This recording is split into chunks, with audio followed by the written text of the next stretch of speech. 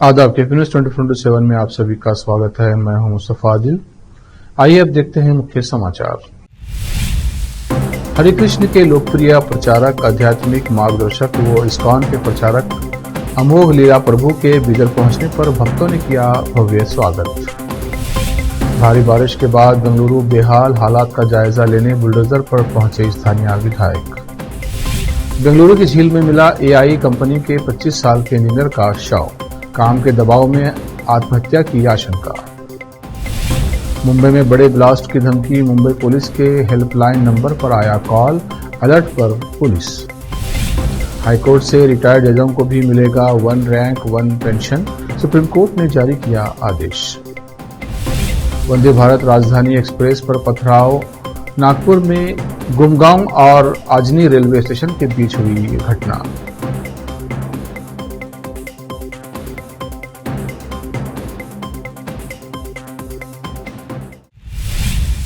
अब समाचार विस्तार से। हरे कृष्ण के लोकप्रिय प्रचारक, आध्यात्मिक मार्गदर्शक व इस्कॉन के प्रचारक अमोघ लीला प्रभु 18 और 19 मई को बीदर के चिकपेट में स्थित जगन्नाथ मंदिर में होने वाले प्रवचन कार्यक्रम के लिए दिल्ली से बीदर पहुंचे।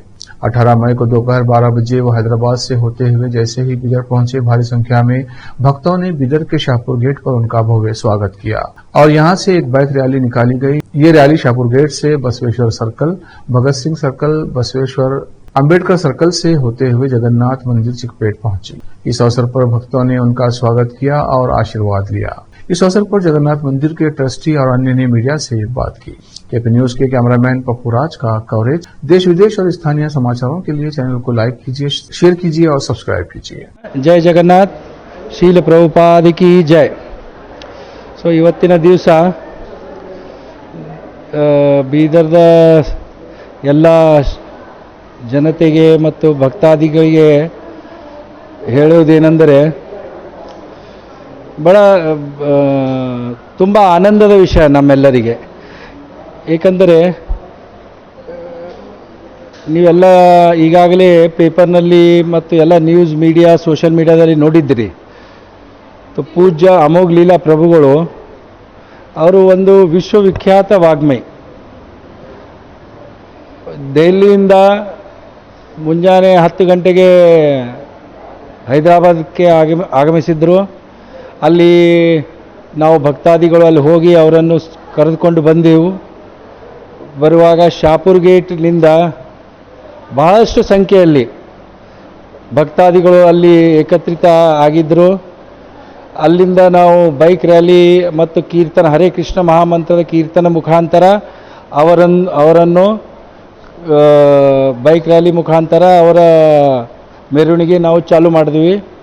ಮತ್ತು ನಂತರ ಬಸವೇಶ್ವರ ಸರ್ಕಲ್ ಹತ್ತಿರ ಬಂದ್ವಿ. ಬಂದು ಅಲ್ಲಿ ಕೂಡಲೇ ಮಹಾತ್ಮ ಬಸವೇಶ್ವರ ಅವರಿಗೆ ಅವರ ಹಸ್ತಕಮಲದಿಂದ ಮಾಲ್ಯಾರ್ಪಣೆ ಮಾಡಿದ್ವಿ. ಹಾಗೆ ಭಗತ್ ಸಿಂಗ್ ಸರ್ಕಲ್ನಲ್ಲೂ ಅವರ ಸ್ವಾಗತ ಮಾಡಲಾಯಿತು. ನಂತರ ಅಂಬೇಡ್ಕರ್ ಸರ್ಕಲ್ದಲ್ಲೂ ಕೂಡ ಅವರ ಹಸ್ತಕಮಲದಿಂದ ನಾವು ಅಂಬೇಡ್ಕರ್ ಅವರಿಗೆ ಮಾಲ್ಯಾರ್ಪಣೆ ನಾವು ಮಾಡಿದ್ವಿ. ನಂತರ ಹೀಗೆ ರ್ಯಾಲಿ ಮಾಡ್ಕೋತಾ ನಾವು ಕೀರ್ತನೆ ಮಾಡಿಕೊಂಡು ನಾವು ಜಗನ್ನಾಥ್ ಚಿಕ್ಪೇಟ್, ಮಾಮನ್ಕೇರಿ ಹತ್ತಿರ ಇದ್ದ ಚಿಕ್ಪೇಟ್ನಲ್ಲಿ ಬಂದು ತಲುಪಿದೆವು. ಇಂದು ಬೀದರ್ ನಗರದಲ್ಲಿ ಈ ಬೀದರ್ ನಗರದಲ್ಲಿ ಐತಿಹಾಸಿಕವಾದಂಥ ಕಾರ್ಯಕ್ರಮ ಜರುಗಲಿದೆ. ವಿಶೇಷ ಏನೆಂದರೆ ಇವತ್ತು ಮಧ್ಯಾಹ್ನ 12 ಗಂಟೆಗೆ ಪೂಜ್ಯ ಅಮೋಘ ಲೀಲಾ ಪ್ರಭುಜಿಯವರು ಬೀದರ್ಗೆ ಆಗಮಿಸಿದ್ದಾರೆ. ಅವರಿಗೆ ಬೈಕ್ ರ್ಯಾಲಿ ಮುಖಾಂತರ ಸ್ವಾಗತವನ್ನು ಸಲ್ಲಿಸುತ್ತಾ ಬೀದರ್ನ ಗಣ್ಯ ವ್ಯಕ್ತಿಗಳಾದಂಥ ರಾಮಕೃಷ್ಣ ಸಾಳೇಜಿ ಮತ್ತು ವೀರಶೆಟ್ಟಿ ಮಣಗೇಜಿಯವರನ್ನು ಭೂತಪೂರ್ವಕ ಸ್ವಾಗತವನ್ನು ಕೋರಿ ಸಹಸ್ರಾರು ಸಂಖ್ಯೆಯಲ್ಲಿ ಬೈಕ್ ರ್ಯಾಲಿ ಮತ್ತು ಕಾರಲ್ಲಿ ಬಂದಿರತಕ್ಕಂಥ ಸದ್ಭಕ್ತರು ಅವರನ್ನು ಸ್ವಾಗತಿಸುತ್ತಾ ಬಸವೇಶ್ವರ ಸರ್ಕಲ್ನಲ್ಲಿ ಅನೇಕ ಗಣ್ಯರು ಅವರನ್ನು ಸ್ವಾಗತಿಸುತ್ತಾ, ಅದೇ ಮಾರ್ಗದಲ್ಲಿ ಭಗತ್ ಸಿಂಗ್ ಸರ್ಕಲ್ ಮತ್ತು ಅಂಬೇಡ್ಕರ್ ಸರ್ಕಲ್ನಲ್ಲಿ ಕೂಡ ಅವರನ್ನು ಸ್ವಾಗತಿಸುತ್ತಾ ಬೀದರ್ ಜನೋಡ ರಸ್ತೆ ಮುಖಾಂತರ ನಾವು ಧರಿ ಹನುಮಾನ್ ಮಂದಿರದಲ್ಲೂ ಕೂಡ ಅವರನ್ನು ಸ್ವಾಗತಿಸಲಾಯಿತು. ಅದೇ ಮುಖಾಂತರ ನಾವು ನಮ್ಮ ಜಗನ್ನಾಥ ಮೂಲ ಸ್ಥಿತವಾದಂಥ ಮಂದಿರದಲ್ಲಿ ತಲುಪಿದ್ದೀವಿ. ಇಲ್ಲಿ ಕೂಡ ಸಹಸ್ರ ಸಂಖ್ಯೆಯಲ್ಲಿ ಜನ ಸೇರಿದರು. ಭವ್ಯ ಸ್ವಾಗತ, ಮಹಿಳೆಯರು, ಮಾತೆಯರು ಅವರನ್ನು ಆರತಿ ಬೆಳಗ್ಗೆ ಪುಷ್ಪ ವರ್ಷವನ್ನು ಮಾಡಿ ಅವರನ್ನು ಭವ್ಯ ಸ್ವಾಗತಿಸಲಾಯಿತು. वरिष्ठ कांग्रेस नेता शशिकांत एस पाटिल चौड़ी ने बीदर तालुका के फतेहपुर गांव में श्री श्री श्री शांति लिंगेश्वर मंदिर संस्थान मठ के 34वें यात्रा महोत्सव में भाग लिया। इस अवसर पर उन्होंने मंदिर में भगवान के दर्शन किए, जिसके बाद शशिकांत एस पाटिल चौड़ी को गांव के नेताओं द्वारा शाल और माला पहनाकर सम्मानित किया गया। इस अवसर पर सुनील, रामचंद्र, संगप्पा, विठल, प्रभु व अन्य उपस्थित थे। केपी न्यूज के कैमरामैन पपुराज का कवरेज। फतेहपुर ग्रामस्थರಿಗೆ ಶ್ರೀ ಶ್ರೀ ಶಾತಲಿಂಗೇಶ್ವರ ಜಾತ್ರಾ ಮಹೋತ್ಸವ ಈ ಹಿಂದೆ ನನ್ನನ್ನು ಪ್ರತಿ ವರ್ಷ ಆಹ್ವಾನ ಮಾಡ್ತಿದ್ರಿ. ನಾನು ಲಾಸ್ಟ್ ಇಯರ್ ಬರಬೇಕಿತ್ತು, ಏನೋ ಒಂದು ಕಾರಣಾಂತರ ನನಗೆ ಬರಲಿಕ್ಕಾಗಿಲ್ಲ. ಇವತ್ತು ನಾವು ಗ್ರಾಮಸ್ಥರ ಅತಿ ವಿಜೃಂಭಣೆಯಿಂದ ನಾನು ಸ್ವಾಗತ ಮಾಡಿ ಈ ಜಾತ್ರೆ ಉತ್ಸವದಲ್ಲಿ ನಾನು ಇವತ್ತು ಆಶೀರ್ವಾದ ಪಡ್ಕೊಂಡಿದ್ದೀನಿ. ತಮ್ಮೆಲ್ಲರಿಗೆ ನನ್ನ ಪರವಾಗಿ ಧನ್ಯವಾದ ವ್ಯಕ್ತಪಡಿಸುತ್ತೇನೆ. ಬಂಧುಗಳೇ, ಇವತ್ತ ನಾನು ಕೂಡ ಈ ಭಾಗದ ಕಾಂಗ್ರೆಸ್ ಪಕ್ಷದಲ್ಲಿ ಸುಮಾರು 30 ವರ್ಷಗಳಿಂದ ನಾನು ಪಕ್ಷ ಸಂಘಟನೆ ಮಾಡ್ತಾ ಬಂದಿದ್ದೀನಿ. ಇವತ್ತ ಇದೇ 2023 ಅಸೆಂಬ್ಲಿ ಚುನಾವಣೆಯಲ್ಲಿ बीते 48 घंटे में हुई भारी बारिश ने भारत के शीर्ष शहरों में शुमार बेंगलुरु की अव्यवस्था की पोल खोल दी है। बेंगलुरु में जगह जगह जल जमाव की स्थिति है और कई घरों में पानी घुस गया है, जिससे आम जनजीवन बुरी तरह से प्रभावित हुआ है। भारी बारिश के चलते कई पेड़ उखड़कर वाहनों पर गिर गए हैं। जगह जगह जल जमाव की स्थिति है। पहले से ही भारी ट्रैफिक के लिए बदनाम बेंगलुरु में जल जमाव के चलते ट्रैफिक व्यवस्था और भी ज्यादा बिगड़ गई है। बारिश के बाद जो तस्वीरें सामने आई हैं, उनमें दिख रहा है कि सड़कों पर पानी भरा है और लोग घुटनों तक भरे पानी में चल रहे हैं। शहर की ड्रेनेज व्यवस्था भी इस बारिश में चरमरा गई है, जिसके कारण लोगों के घरों में गंदा पानी भर गया है। पानी भरने के चलते कई लोग सुरक्षित जगहों पर चले गए हैं। जो इलाके भारी बारिश से प्रभावित हुए हैं, उनमें बेंगलुरु शहरी, बेंगलुरु ग्रामीण, कोलार, चिकबल्लापुर, तुमकुरु, मांड्या, मैसूर, हासन, कोडगु, बेलगावी, बीदर, रायचूर, यादगीर, देवनगिरे, चित्रदुर्गा, साई लेआउट और होरामाऊ जैसे इलाके बुरी तरह प्रभावित हुए हैं। जल जमाव के चलते स्थानीय विधायक बी बसवराज बुलडोजर पर सवार होकर प्रभावित इलाकों में हालात का जायजा लेने पहुंचे। विधायक ने साई लेआउट इलाके का दौरा किया। पानी को निकालने के लिए प्रशासन जेसीबी का इस्तेमाल कर रहा है। मौसम विभाग ने कर्नाटक के तटीय इलाकों में भारी बारिश का येलो अलर्ट जारी किया है। वहीं कर्नाटक के दक्षिण के अंदरूनी इलाकों में भारी बारिश का ऑरेंज अलर्ट जारी किया गया है। मौसम विभाग ने उडुपी, बेलगावी, धारवाड़, गदग, हावेरी और शिवमोगा में भी अगले 2 दिनों तक भारी बारिश का अलर्ट जारी किया है। बेंगलुरु की अगरा झील में 2 सप्ताह पहले एक एआई कंपनी के 25 वर्षीय इंजीनियर का शव मिलने के मामले में नई बात सामने आई है। मीडिया रिपोर्ट्स में कंपनी के कुछ कर्मचारियों ने आरोप लगाया है कि इंजीनियर ने कंपनी में खराब और दबाव भरे कामकाजी माहौल की वजह से आत्महत्या की है। निखिल सोमवंशी कंपनी में बतौर लर्निंग इंजीनियर था। उसने भारतीय विज्ञान संस्थान IIMC से मास्टर डिग्री की थी। वो एक होनहार छात्र था जिनका जीपीए 9.30 था। मास्टर डिग्री करने के बाद उसने अगस्त 2024 में एक एआई कंपनी में बतौर लर्निंग इंजीनियर काम शुरू किया। निखिल का शव 8 मई को अगरा झील में मिला था। इस दौरान मामले की जांच के लिए एफआईआर भी दर्ज की गई। मीडिया रिपोर्ट्स के अनुसार निखिल पर कथित तौर पर कई ऐसे कर्मचारियों के काम का दबाव था जो पहले ही नौकरी छोड़ चुके थे। बताया जा रहा है कि इन कर्मचारियों ने कंपनी के प्रबंधन के खराब आचरण के चलते नौकरी छोड़ दी थी। आरोप है कि कंपनी के प्रबंधक नए भर्ती किए गए लोगों के प्रति अभद्र भाषा का प्रयोग करते थे और उन्हें डांटते थे और काम का माहौल बहुत तनावपूर्ण बना दिया था। वक्त एक ब्रेक का, ब्रेक के बाद जल्द लौटते हैं।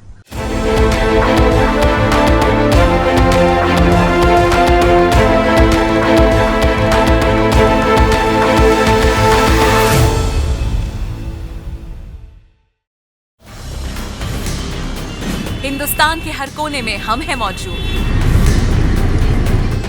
24 घंटे हालात पर गहरी नजर,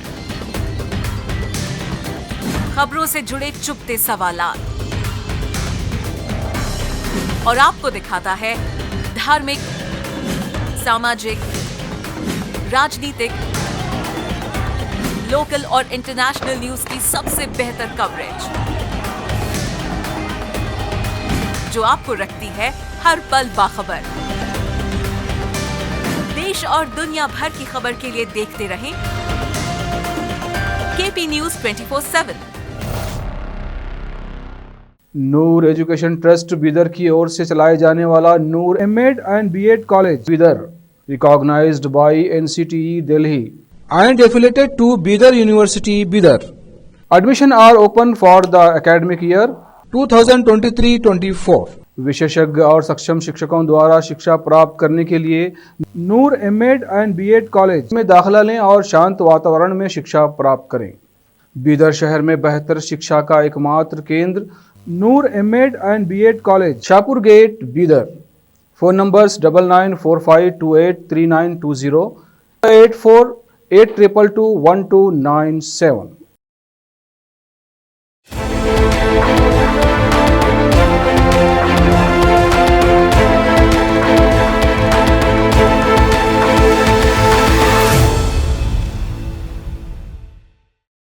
ब्रेक के बाद फिर एक बार आपका स्वागत है। देखते हैं अन्य समाचार। आधिकारिक आंकड़ों से पता चलता है कि कर्नाटक ने पिछले 2 वित्त वर्षों में सामाजिक सुरक्षा पेंशन का भुगतान करने के लिए 11,831 करोड़ रुपए खर्च किए हैं, लेकिन केंद्र सरकार ने इसमें से केवल 4% का ही योगदान दिया है, जिससे राज्य को इसका खामियाजा भुगतना पड़ रहा है। कम से कम 2012 से अपरिवर्तित केंद्र सरकार इंदिरा गांधी राष्ट्रीय वृद्धावस्था पेंशन योजना, इंदिरा गांधी राष्ट्रीय विधवा पेंशन योजना और इंदिरा गांधी राष्ट्रीय विकलांगता पेंशन योजना के तहत 200 से 500 रुपये प्रति माह का भुगतान करती है। हालांकि कर्नाटक ने पिछले कुछ सालों में अपने हिस्से में संशोधन किया है। राज्य सरकार तीनों योजनाओं के तहत अपने हिस्से के तौर पर हर महीने 400 से 2,000 रुपये का भुगतान करती है। 2023-24 और 2024-25 में केंद्र ने कर्नाटक में पेंशन भुगतान के लिए सिर्फ 564.44 करोड़ रुपये का योगदान दिया है। मुंबई में एक बड़े ब्लास्ट की धमकी भरा कॉल मुंबई पुलिस की हेल्पलाइन नंबर पर आया और इसके बाद से ही पुलिस हाई अलर्ट पर है। बता दें कि मुंबई पुलिस के हेल्पलाइन रूम नंबर 112 पर यह धमकी भरा कॉल आया था और कॉलर के खिलाफ मामला दर्ज कर लिया गया है। कॉलर ने दावा किया कि मुंबई के जेजे मार्ग इलाके में एक शख्स को बात करते हुए उसने सुना कि वो मुंबई को बम से उड़ाने की बात कर रहा था। राजू सिंह नाम के शख्स ने ये जानकारी पुलिस के हेल्पलाइन नंबर को दी, जिसके बाद लोकल पुलिस और बॉम्ब स्क्वाड टीम को अलर्ट किया गया, लेकिन जांच हड़ताल के बाद कुछ भी संदिग्ध नहीं मिला। अफवाह फैलाने के आरोप में राजू सिंह नामक कॉलर के खिलाफ मामला दर्ज किया गया है। महाराष्ट्र के सोलापुर में आग लगने की घटना में 8 लोगों की मौत के एक दिन बाद महाराष्ट्र में सोमवार की सुबह एक और हादसा हो गया। रत्नागिरी के खेड़ के पास मुंबई गोवा हाईवे पर जगबुदी नदी के पुल से एक तेज रफ्तार कार 100 से 150 फीट नीचे गिर गई, जिससे 5 लोगों की मौके पर ही मौत हो गई। पीड़ित एक अंतिम संस्कार के लिए मुंबई से देवरुख जा रहे थे। दुर्घटना सुबह करीब 5 बजे हुई, जब चालक ने वाहन पर से नियंत्रण खो दिया। गिरने से कार बुरी तरह क्षतिग्रस्त हो गई और उसे क्रेन की मदद से निकाला गया। चालक और एक अन्य यात्री गंभीर रूप से घायल हो गए हैं और उनका इलाज चल रहा है। हादसे के बाद पुलिस ने शवों को पोस्टमार्टम के लिए भेज दिया है और मामले की तहकीकात शुरू कर दी गई है। फिलहाल ये स्पष्ट नहीं हो पाया है कि हादसा तेज रफ्तार के कारण हुआ या तकनीकी खराबी के चलते हुआ। स्थानीय प्रशासन और पुलिस की टीम मौके पर मौजूद है और परिवारों को सूचना देने की प्रक्रिया चल रही है। हाईकोर्ट के रिटायर्ड जजों की पेंशन को लेकर सुप्रीम कोर्ट ने बड़ा फैसला सुनाया है। सुप्रीम कोर्ट ने हाई कोर्ट से रिटायर्ड जजों के लिए 1 रैंक 1 पेंशन के आदेश दिए हैं। सुप्रीम कोर्ट ने कहा है कि चाहे उनकी प्रारंभिक नियुक्ति का स्रोत कोई भी हो, चाहे वो जिला न्यायपालिका से हो या वकीलों में से, उन्हें प्रति वर्ष न्यूनतम 13.65 लाख रुपये पेंशन दी जानी चाहिए। साथ ही कोर्ट ने कहा कि न्यायपालिका की स्वतंत्रता के लिए वेतन के साथ साथ टर्मिनल लाभ भी दिए जाने चाहिए। अब वक्त एक और ब्रेक का। ब्रेक के बाद जल्द लौटते हैं। हिंदुस्तान के हर कोने में हम हैं मौजूद। 24 घंटे हालात पर गहरी नजर, खबरों से जुड़े चुपते सवालात और आपको दिखाता है धार्मिक, सामाजिक, राजनीतिक, लोकल और इंटरनेशनल न्यूज की सबसे बेहतर कवरेज, जो आपको रखती है हर पल बाखबर। देश और दुनिया भर की खबर के लिए देखते रहें केपी न्यूज 24/7। ब्रेक के बाद फिर एक बार आपका स्वागत है। देखते हैं समाचार। जम्मू कश्मीर के पहलगाम में हुए आतंकी हमले के बाद ऑल इंडिया मजलिस इत्तेहादुल मुस्लिमीन यानी AIMIM के प्रमुख और हैदराबाद से सांसद असदुद्दीन ओवैसी की राजनीतिक छवि में बड़ा परिवर्तन देखने को मिला है। पहले ऑल पार्टी बैठक से बाहर रखे जाने पर नाराजगी जताने वाले ओवैसी अब ऑपरेशन सिंदूर के सबसे बड़े समर्थक बनकर उभरे हैं, जिससे उनकी राष्ट्रीय स्तर पर पहचान और प्रभाव में तेजी से परिवर्तन देखने को मिल रहे हैं। ऑपरेशन सिंदूर के तहत भारतीय सेना द्वारा पाकिस्तान में आतंकी ठिकानों पर की गई कार्रवाई के बाद ओवैसी ने इसे न्याय बदला नहीं बताते हुए समर्थन किया था। तो उन्होंने कहा था कि पाकिस्तान की आतंकवादी संरचना को पूरी तरह नष्ट करना आवश्यक है ताकि भविष्य में ऐसे हमलों की पुनरावृत्ति न हो। ओवैसी ने अंतर्राष्ट्रीय मंचों पर पाकिस्तान के आतंकवादी चेहरे को उजागर करने का संकल्प लिया है। वो भाजपा के बैजयंत पांडा के नेतृत्व में यूरोप के कई देशों UK, फ्रांस, जर्मनी, इटली और डेनमार्क की यात्रा पर जाने वाले प्रतिनिधिमंडल का हिस्सा होंगे, जहां वे आतंकवाद के मानवीय और आर्थिक प्रभाव को रेखांकित करेंगे। इस परिवर्तन के साथ ओवैसी ने न केवल अपनी राजनीतिक स्थिति को मजबूत किया है, बल्कि राष्ट्रीय सुरक्षा और आतंकवाद के मुद्दों पर एक सशक्त आवाज के रूप में उभरे हैं। वंदे भारत और राजधानी एक्सप्रेस ट्रेन पर बीती रात कुछ लोगों ने पथराव कर दिया। पथराव की घटना महाराष्ट्र के नागपुर में हुई। रविवार रात लगभग 9 बजे गुमगांव और अजनी रेलवे स्टेशन के बीच ट्रेन संख्या 20102 वंदे भारत एक्सप्रेस के C4 और ट्रेन संख्या 12433 राजधानी एक्सप्रेस के B1 कोच पर पथराव की घटना हुई। घटना की जानकारी मिलते ही RPF नागपुर के वरिष्ठ मंडल सुरक्षा आयुक्त और अन्य अधिकारी घटनास्थल पर पहुंचे। सूत्रों ने बताया कि रात के समय पूरे इलाके में सर्च ऑपरेशन किया गया, पर कोई भी संदिग्ध व्यक्ति वहां नहीं पाया गया। चूंकि यह घटना रात के अंधेरे में हुई और यात्री भी सटीक लोकेशन नहीं बता सके, इसलिए घटनास्थल की सही पहचान नहीं हो पाई। एक अधिकारी ने बताया कि राहत की बात यह रही कि इस पथराव की घटना में किसी भी यात्री को कोई चोट नहीं आई। आरपीएफ ने इन दोनों घटनाओं में 2 अलग-अलग मामले अज्ञात व्यक्तियों के खिलाफ भारतीय रेलवे अधिनियम की धारा 153 के तहत दर्ज किए हैं। मामले की जांच क्राइम ब्रांच के अधिकारी, RPF और GRP के लोग कर रहे हैं। आखिर में फिर एक बार देखते हैं उनके समाचार। हरे कृष्ण के लोकप्रिय प्रचारक, आध्यात्मिक मार्गदर्शक व इस्कॉन के प्रचारक अमोघ लीला प्रभु के बिदर पहुंचने पर भक्तों ने किया भव्य स्वागत। भारी बारिश के बाद बेंगलुरु बेहाल हालात का जायजा लेने बुलडोजर पर पहुंचे स्थानीय विधायक। बेंगलुरु की झील में मिला AI कंपनी के 25 साल के इंजीनियर का शव, काम के दबाव में आत्महत्या की आशंका। मुंबई में बड़े ब्लास्ट की धमकी, मुंबई पुलिस के हेल्पलाइन नंबर पर आया कॉल, अलर्ट पर पुलिस। हाईकोर्ट से रिटायर्ड जजों को भी मिलेगा 1 रैंक 1 पेंशन, सुप्रीम कोर्ट ने जारी किया आदेश। वंदे भारत राजधानी एक्सप्रेस पर पथराव, नागपुर में गुमगांव और अजनी रेलवे स्टेशन के बीच हुई घटना।